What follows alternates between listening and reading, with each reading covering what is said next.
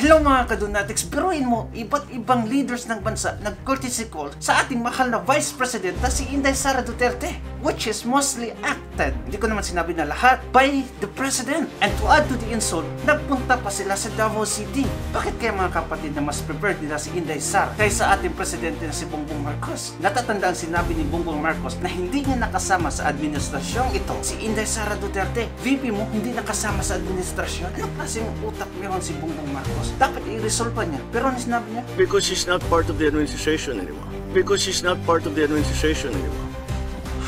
Nakalimutan niya na ata na si Inday Sara ang dahilan bakit nasa pwesto siya ngayon. Kung wala si Inday Sara sa campaign, kung hindi niya naging vice-presidente, saang lupalo pupulutin si Bongbong Marcos? Sana man lang nakinig siya sa kanyang vice-presidente kaysa sa kanyang tambalos-los na pinsan at si Lisanas. Well, in this video, alamin natin kung sino-sino mga bansa ang nag-courtesy call kay Bibi Sara Duterte at ano yung pakay nila. Let's watch the video. Nag-courtesy call kamakailan kay Vice President Sara Duterte ang mga ambassador ng Slovak Republic at European Union. Slovak at European Union. Sa pakipagpulong ni Vice President Sara kay Slovak Republic non-resident Ambassador Tomas Ferko, ibinahagi ni Ferko ang planong pagbubukas ng Slovakian Embassy sa lungsod ng Maynila para lalo pang mapagtibay ang ugnayan ng dalawang bansa. Pagbibigay diin ng bise, ito ay daan sa pagbubukas ng mas malakas na ugnayan sa larangan ng pambansang ekonomiya. Samantala, pinasalamatan naman ni VP Sara si European Union Ambassador Mario Massimo Santoro sa tulong at suporta na ibinibigay ng EU sa Pilipinas. Kinilala ng bise ang tulong ng EU sa pagpapanatili ng kapayapaan at kaunlaran sa Bangsamoro Autonomous Region in Muslim Mindanao. Wow! They discuss about the opening of the embassy, Slovak Embassy sa Pilipinas, economy, which is very important sa ating bansa. Dapat ang presidente niyan. Well, ewan ko ano nangyari sa presidente natin. And then, yung sa armed region. Of course, taga Mindanao si Inday Sara Duterte, but mostly sa mga ganun ng mga grupo, dapat yung presidente talaga yan, the highest position. Well, parang nasanayan na ata nila na si Sara Duterte talaga sila mag-courtesy call. Panoorin natin isang video composed of different countries also. Let's go. We have this project that you can Japan. inviting them to meet the president and see firsthand what is the work of the vice president. Okay. Yeah.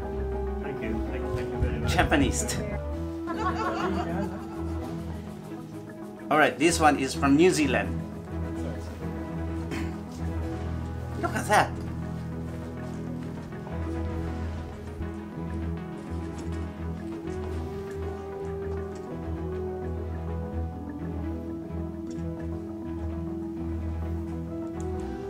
Alright, picture taking.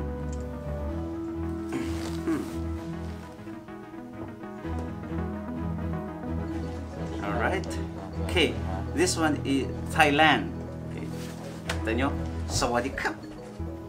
Actually, marunong din akong magsalita ng Thai konti. Sawadee-kap, kung siya alay na kayo, tama alay na.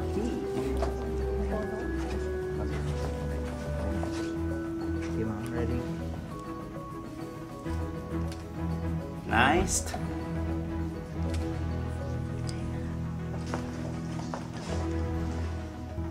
Ready? See? Grabe respeto nila sa ating Inday Sara, sa ating vice-presidente. And to think na hindi na siya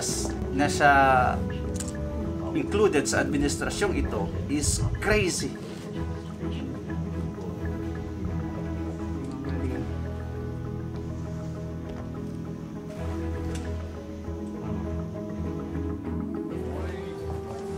Alright, this is European Union.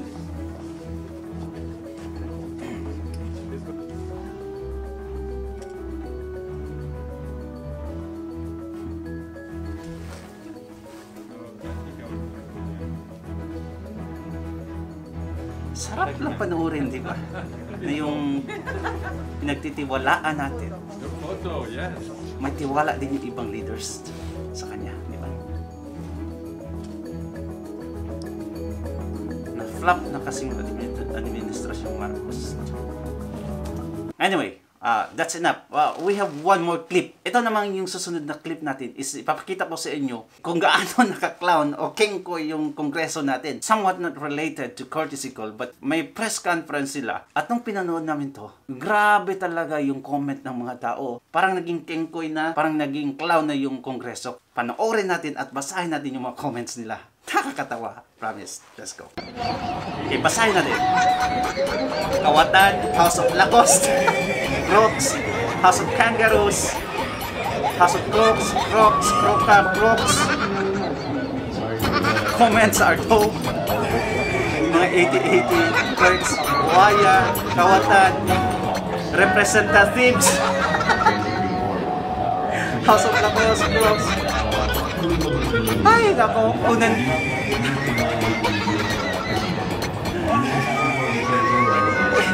Pinabalik-balik yung representatives, oh.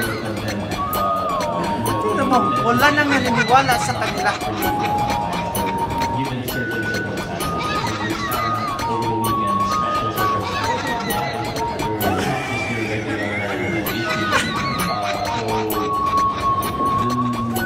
Nako. Marcos legacy na. Alright mga kaibigan, tingnan nyo, wala ni isang positive na comment. Kasi nga, wala nang naniniwala sa kongreso natin ngayon. Wala nang naniniwala sa mga congressman natin na Rose Buaya, Bayaran, mga hunghang. Walang nagawa kundi hearing, and aid of legislation. Wala namang batas na gawa. Mga, ay nako. Sabi pa sa comment doon, Marcos legacy. Nako. Di naman ganun yung kongreso sa panahon ni Tatay Digong, di ba? Ibang-iba, may reputasyon. Nakikinig ang mga tao sa kanila. Wala nang naniniwala sa administrasyong ito. Anyway, mga kaibigan, tuwang-tuwa talaga ako sa video nito. And bye-bye. So, Miss Guo, paano ka nakatakas sa Pilipinas at bakit sa yate? Senator, wala na po kasi ibang option. Yate lang po talaga Yate, aba ang sosyal ha, jacuzzi na ba agad? malit lang po, I swear. Ngay lang bula lang naman. Konti lang. Yate na, may jacuzzi pa. Ano to? Takas o weekend getaway? Takas po pero habang nagtatago, nanood lang po ako ang gegrama para kumalma. Ano? Netflix pa? Aba, sushi na lang ang kulang. May sushi chef po talaga. Pero snacks lang. Pang light meal. Sushi? Pucha, Uber C na lang sana ginamit mo. DIYSK po talaga yung kapitan po. At ako, planao lahat pero legit takas po, promise. DIY, ha? Paano kayo nakatakas sa mga pirata? Pitong pirata po pero may dala kaming inflatable flamingo. Pinangdekoy po namin. Flamingo? Parang zoo yung takas mo. Nagulat po sila. Kaya, tumakas na kami. Alice, influencer ka ba talaga o stand-up comedian? Mayor po ako yonor at mahal ko si Attorney Galicia. Diyos ko, anong klaseng buhay to?